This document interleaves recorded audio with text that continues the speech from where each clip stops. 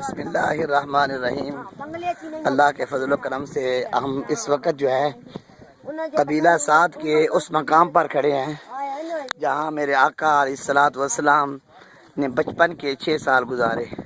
اور یہ جو 4 دیواری نظر آ رہی ہے یہ حضرت حلیمہ سعدیہ رضی اللہ تعالی عنہا کا گھر مبارک کا کمرہ ہے جہاں میرے مصطفیٰ علیہ الصلوۃ والسلام آرام فرمایا کرتے تھے۔ ہاں یہ جو کمرہ ہے یہاں یہ ہمارے جو ہے گروپ کی مائی صاحبہ نفل پڑھ رہی ہیں، یہ حضرت حلیمہ سعدیہ کی بیٹی حضرت شیمہ سلام اللہ علیہا، یہ ان کا کمرہ مبارک ہے، اور حضور علیہ الصلوۃ والسلام اکثر یہاں بھی اس کمرے میں بھی آرام فرمایا کرتے تھے۔ اچھا،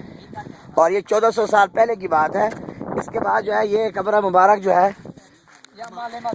حضرت حلیمہ سعدیہ سلام اللہ علیہا کا کمرہ مبارک آج سے 1400 سال پہلے، اور یہاں چھتیں جو ہے وہ برقرار نہیں رہی اب وقت کے حساب سے، تو آج الحمدللہ ہم اس مقام پر کھڑے ہیں جہاں حضرت حلیمہ سعدیہ سرکار دو عالم صلی اللہ علیہ وسلم کو یہاں اس کمرے کے اندر آپ دودھ پلایا فرمایا کرتی تھی۔ اب ہم آپ کو اس مقام پر لے کر جاتے ہیں، اللہ کے محبوب کا نبی آخری زمان کا کمرہ، اور ہمارا جو گروپ جو ہے الحمدللہ کافی بلندی پر اس کمرے کی زیارت فرما رہا ہے۔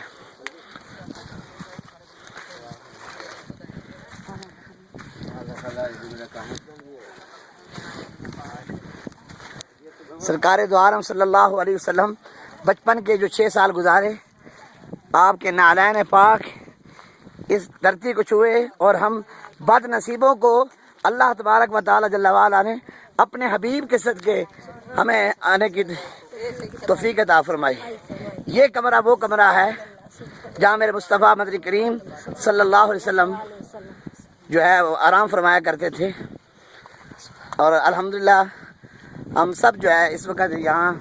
اس کمرے کی زیارت فرما رہے ہیں۔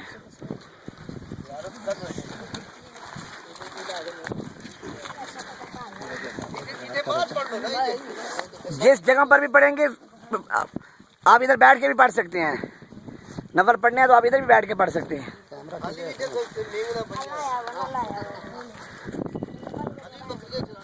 سبحان اللہ۔ اور الحمدللہ